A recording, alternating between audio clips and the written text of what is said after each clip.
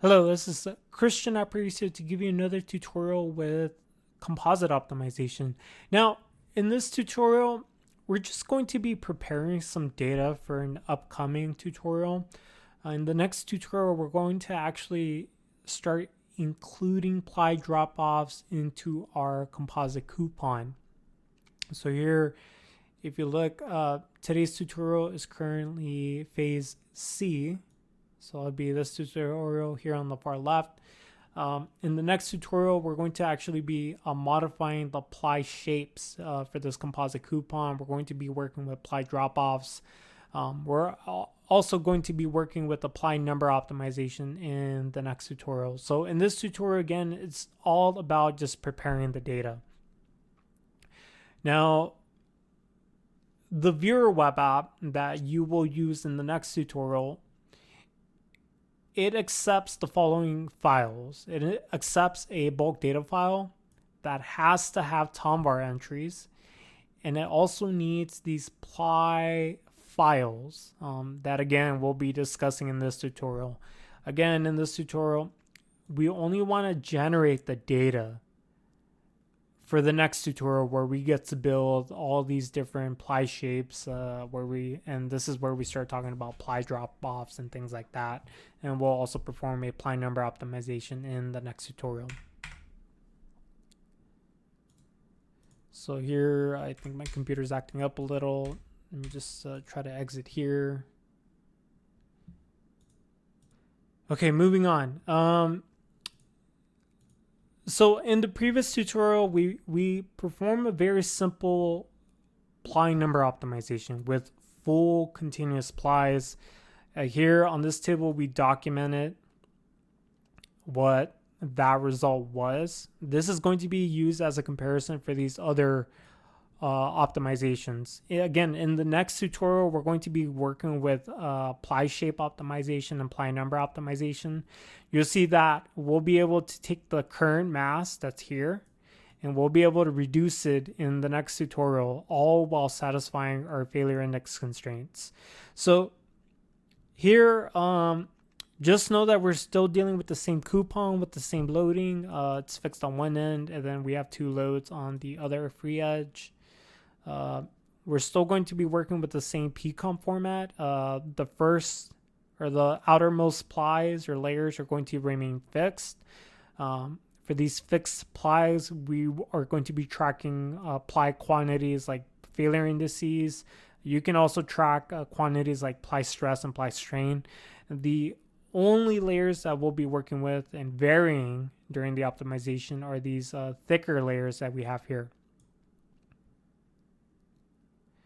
Now, as always, I like to always offer my support to you if you ever have any questions of regarding training, how to do a specific type of optimization for structural or mechanical structures or mechanical systems rather. You can contact me here at this email address. If you would like to use any of the software tools that you see here today, again, you can contact me here at this email address. Now, why are we doing this? Like I mentioned before, if you want to create these optimized ply shapes, you need two things. Number one, you need bulk data files that have the tomvar entries. So let's go ahead and do that right now. Let's go ahead and configure this in the web app. So to do this, you go to before this actually, let's go ahead and go to the user's guide. And we'll go ahead and download the bulk data file for this coupon. Now, if you're continuing from the previous tutorial, I believe you can just use those same bulk data files. So here, let's go to Composites and go to phase C, and we'll download the starting bulk data file.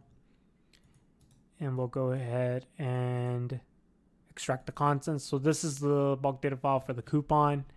Remember, for the outer layers, these are going to remain as is.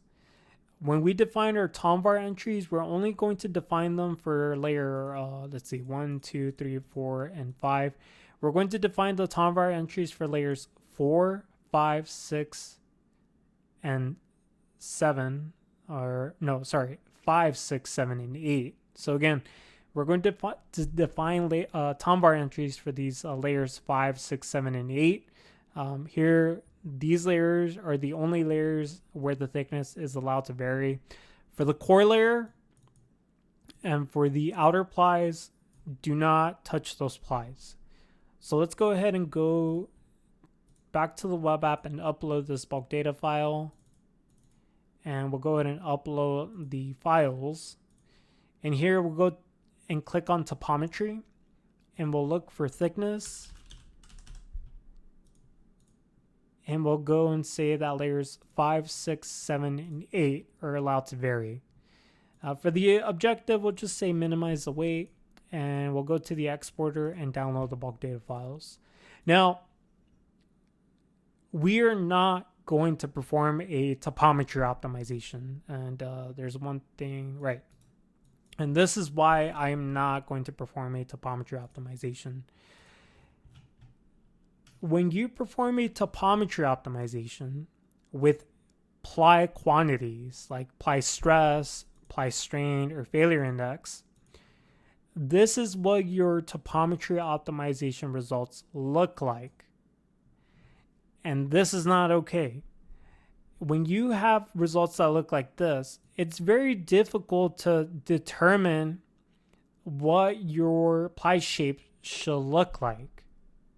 So this is why we're not going to perform a topometry optimization for failure index constraints or ply stress or ply strain. So then the question is, when should I use topometry optimization for composites? This is when you should use topometry optimization for composites. If you're dealing with a global quantity like natural frequencies or buckling load factors, your topometry optimization will yield good solutions. Maybe you'll get something like this. So then this is better for us. We can build the ply shapes when we have a more understandable topometry optimization results. So again, if you're dealing with natural frequencies, buckling load factors, displacements, anything else besides ply stress, ply strain, or failure index, you should consider using topometry optimization. But if you're dealing with these ply quantities, I recommend doing the following. Build plots of your failure index constraints, and you'll use these plots to build the ply shapes. So here in this example, I have a plot of the failure index for maybe the 0 degree layer or 0 degree ply. Here, you'll notice that what I can do, I can use the contours of this plot to build my ply shapes. So here in green, as an example, I can build a ply shape like this. And this is basically what I have here on the right. For the whole, I can use maybe a ply shape like this that follows the contour shape.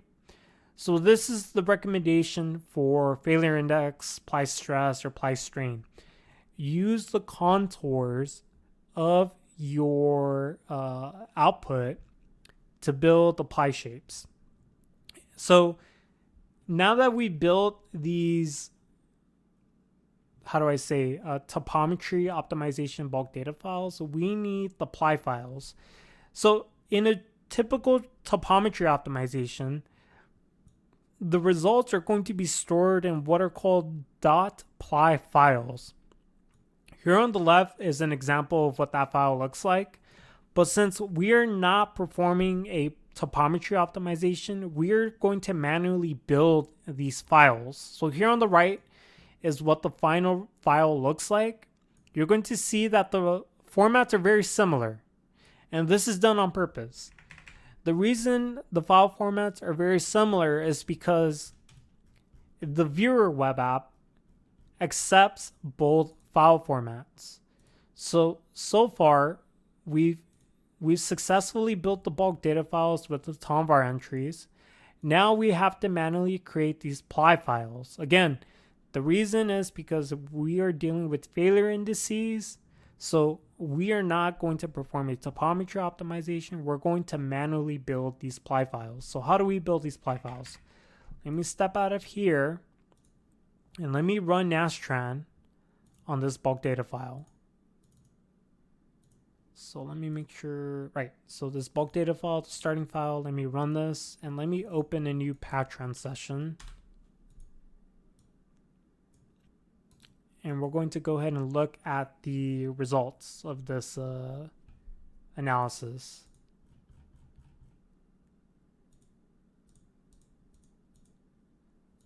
And it might help to repeat what the goal of this presentation is. So again, the goal is to prepare the data for the upcoming ply shape and ply number optimization. And now what we're about to do, we're going to take the failure indices for some of the plies, and we're going to leverage this information to build our plies. So here is an example. One ply shape might look like this. And then here we have the hole.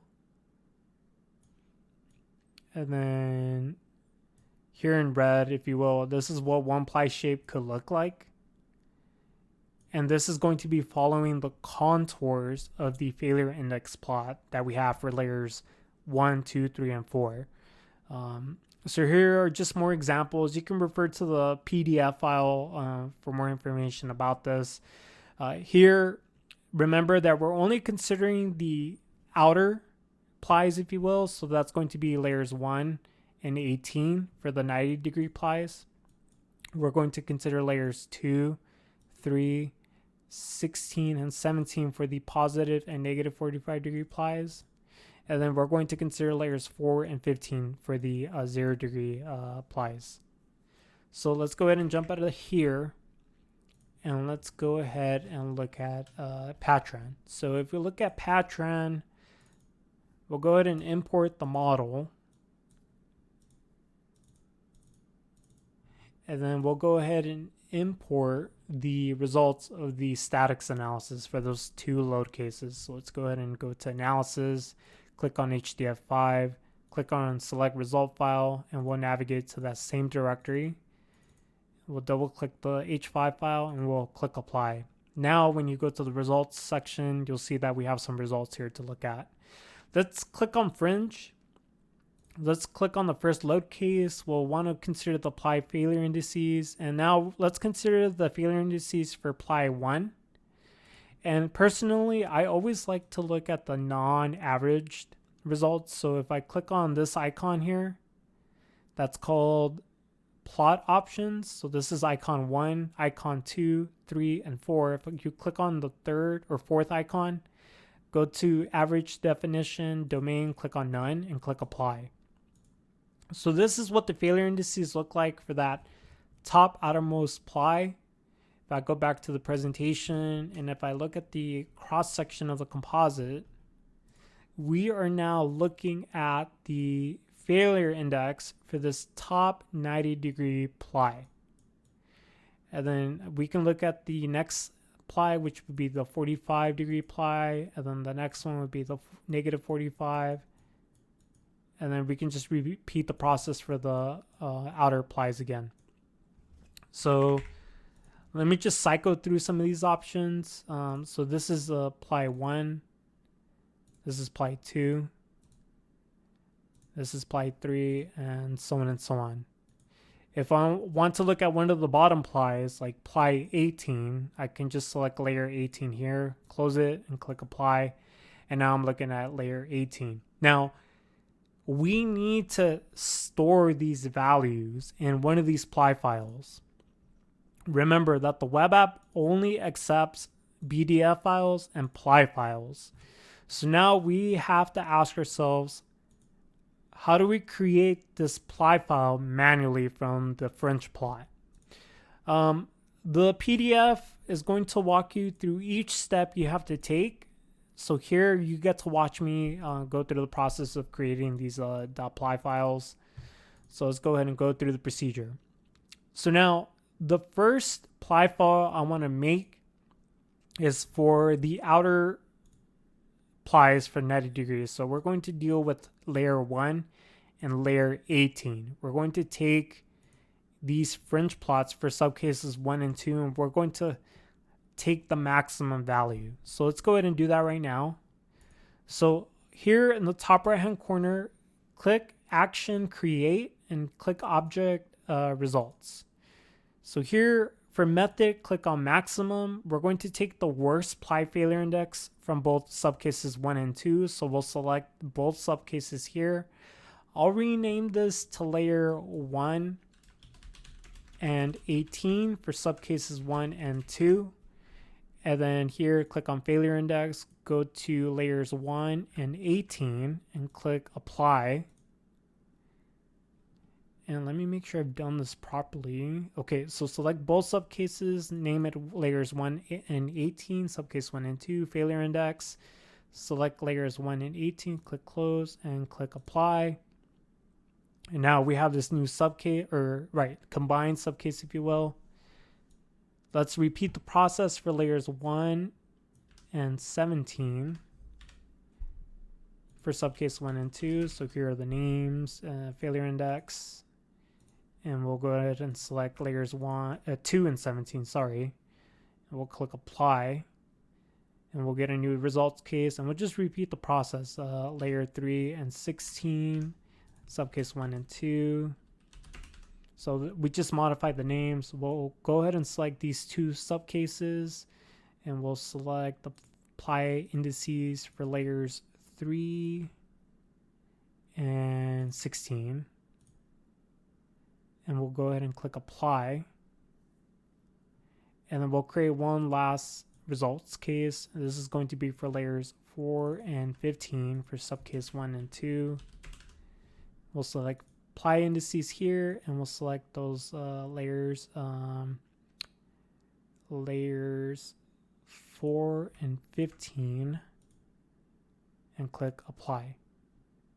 So now, again, these result cases are the combined results for both subcase 1 and 2 for the outer plies. So this is what it looks like when you take the maximum failure index for the outer 90-degree plies. This is what it looks like for the outer positive 45-degree plies. This is what it looks like for the negative 45-degree plies. And this is what it looks like for the outer 0-degree plies. Let me go ahead and look at my notes just to make sure everything looks okay. Again, you could go through the tutorial yourself. I provide explicit instructions on how to build all of these different result cases. Now that we have these result cases, we can now build the ply files. So this is our ultimate objective. We want these files. So how do we build these files? If we go back to Patran, go to Action, Create, Object, Report. Select this first result case for layer 1 and 18. Select the ply indices. Select the scalar value. Go to the third button 1, 2, and 3, and this icon called Display Attributes. Click on Report Type Data Only. Go to, I believe, was it Format? Yes, it's Format. Click on Format. Change the file width to 18. For the title, delete everything there. Unmark the checkbox for Display Column Labels. And for this cell, click on this cell, and this input box should be blue. Instead of I6, use I8. And then press the Enter key on the keyboard. And now this cell, which was before I6, now reads I8. So make sure this says I8. Click OK. And then here in Method, click Overwrite File. And go back to that icon, the third icon. Call this model.ply001. And let's make sure that the format is the same. 18, the title's blank. This box is unmarked. This cell is I8. Click OK and click Apply. So if we now look in the Patran directory, you'll notice that we now have a new file called ply001. All of those values from the fringe plot are now stored in this file. And we'll just go ahead and repeat the process for the other result cases that we created. So if I go back here, I'll select this next result case. Everything remains the same. Apply indices, scalar value. The method is override file. This time I'm going to select plies 002 and I'm going to click apply. So now I've dumped all the values for the positive 45 degree plies in this file. So that's here. And if you look at both files, if you flip between those, you should be seeing different values. Remember, each of these different plies, the 0, 90, 45, negative 45, these plies have different fringe failure index values. So that's why we should see different values here. So let's go ahead and repeat the process for the next one, layer 3 and 16. We'll call this apply 003. Click apply. Let's make sure our directory has this new file, apply 03. If we open it, we see the other values. And then let's go ahead and finish this off with the final file for layer 4 and 15. And we'll call this 4 and we'll click apply. So now all of these different fringe plots, all of these values for the failure indices have been stored in these different ply files that we have in our Patron directory. Now, there's one last modification I believe we have to make. So before I go ahead and do this, let me make sure that my ply files are similar to what I have in the workshop. So, okay, this first value is 0.307, so that looks right. This next value is 0.068, which matches the tutorial, so this looks okay. 0.128 and 0.008. Okay, perfect. So my ply files have been created properly. Let me go ahead and close them. Now, we have to make one modification before going forward. If we open the bulk data file that contains our tombar entries, you'll notice that they've been configured for layers 5, 6, 7, and 8. So if we were to make or perform this topometry optimization, we would find that we would create these files, ply 5, 6, 7, and 8. But we've only created these files for layers 1, 2, 3, and 4. So what do we do now? Let's copy these files and we'll create a new directory called maybe manual ply files. And we'll go ahead and store these here. All we need to do is modify the numbers so they correspond to what we have here. And in a moment, I'll summarize what exactly we're doing here. So, well, before were ply files 1, 2, 3, and 4. They're now ply 5, 6, 7, and 8. So they correspond to this T5, T6, 7, and 8 that's in these tombar entries. But why did I do this? Let me go back to the very starting pcomp entry. So here, during the optimization in the next workshop, we're only going to modify the thicknesses of these interior layers. We took the ply failure index values from the outer 4 layers. So we took these first few layers, these last 4 layers, and here we took the failure index. So I'll call these FI for failure index, right? So that was that ply 1, ply 2, ply 3, ply 4 files.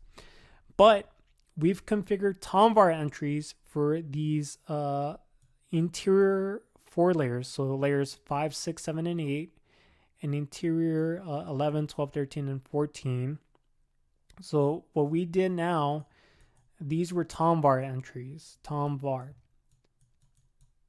So now, well, before we're ply 0001, 2, 3, and 4, we now change them to 5, 6, 7, and 8.